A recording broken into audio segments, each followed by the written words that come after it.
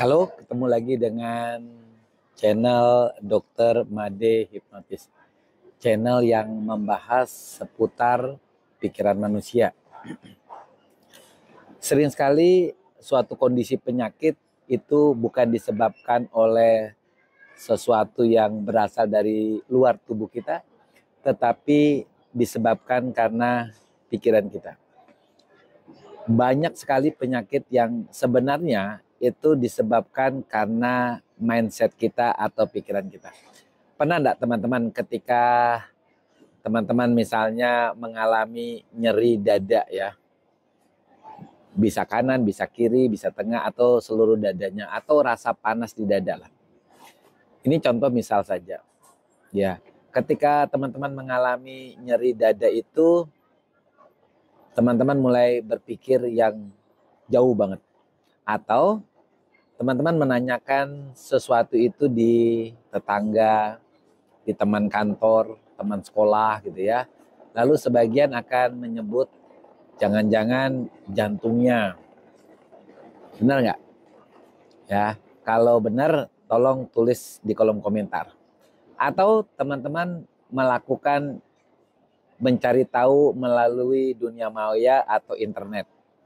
Lalu teman-teman ketik nyeri dada itu apa gitu ya. Lalu di situ tertulis kemungkinan-kemungkinannya, termasuk yang paling sering itu adalah nomor 1 jantung.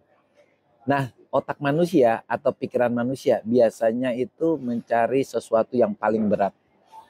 Ya, dari semua kemungkinan itu ada 10 kemungkinan, tetapi yang pikiran kita tertarik itu adalah yang paling berat, dalam hal ini jantung. Lalu kita mencari tahu sesuatu tentang jantung itu. Nah, sebenarnya semakin banyak kita ingin mengetahuinya, semakin kita tertarik untuk mengetahuinya, sebenarnya kita sudah mensugesti diri kita sendiri, dalam hal ini mensugesti pikiran negatif kita. Kita sudah semakin meyakini bahwa nyeri dada itu adalah nyeri yang berasal dari jantung. Yang makin lama makin kita cari tahu, makin tertanam di pikiran kita. Nah, anehnya nyeri itu akan sering muncul ketika kita mengalami fase rileks ya, ketika kita istirahat di rumah, ketika kita tidur nyeri dada gitu ya. Sekian lama kita berpikir itu nyeri dada, akhirnya kita memutuskan ke dokter, mungkin aja dokter jantung. Nah, lalu kita dilakukan pemeriksaan, beberapa pemeriksaan bisa EKG, treadmill, echo ya, tetapi tidak didapatkan kelainan alias dikatakan normal. Tetapi nyeri dadanya itu tetap tidak hilang. Bahkan nyerinya itu boleh dikatakan nyeri banget. Tetapi juga tidak ditemukan hal yang lain, misalnya paru-parunya bersih, kemudian tulang-tulangnya yang ada di dadanya baik-baik saja. Tetapi nyeri dada itu tetap muncul.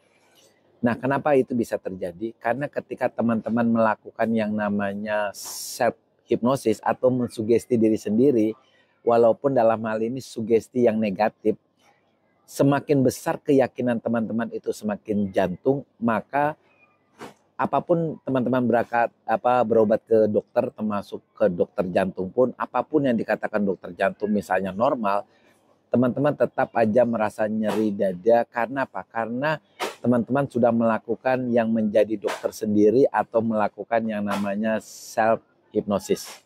Atau dalam hal ini self hipnosisnya yang negatif ya. Sehingga teman-teman kalau misalnya sudah terlanjur menghipnotis diri sendiri dengan hal yang negatif, kuncinya supaya teman-teman bisa tidak lagi merasa nyeri dada, ya pertama lakukan memang pemeriksaan jantung. Kemudian dokter jantung pemeriksaan misalnya normal lah ya. Lalu tetap nyeri dada, maka teman-teman bisa melakukan hipnosis positif kepada diri sendiri dengan mengatakan bahwa saya yakin 100% dada saya itu sehat, dada saya seger, dada saya kuat. Ya, saya yakin 100%. Jadi dalam keadaan saya tidur, dalam keadaan saya aktivitas, karena saya yakin dada saya, jantung saya sehat, saya akan merasakan dada saya sudah nikmat sekali, sehat sekali, dan nyaman sekali. Oke, teman-teman, kita belajar ya. Jangan kita mencari tahu penyakit kita sampai kita saking inginnya lalu kita mensugesti diri kita sampai hal yang negatif sekalipun ya. Itu akan terjadi pada apa saja. Misalnya nyeri pinggang juga bisa terjadi. Akhirnya kita mendiagnosa jangan-jangan ginjal kita gitu ya. Kemudian kita sakit kepala yang terus-menerus lalu kita berpikir jangan-jangan tumor. Malah ketika kita berpikir demikian, saking pikirannya dalam sampai kita menghipnotis diri kita sendiri, malah rasa sakit kepalanya nggak hilang, nyeri dadanya nggak hilang gitu ya, nyeri pinggangnya nggak hilang. Malah apa? Kekhawatiran kita jadi berlebihan. Akibat kekhawatiran apa? Biasanya nih ya, efek kekhawatiran itu asam lambungnya naik, tidak bisa tidur ya, kemudian mengalami vertigo gitu. Oke, teman-teman, tetap semangat. Dokter masih ada di bandara. Dokter menunggu transit untuk ke Makassar dan ke Palu. Oke, tetap semangat.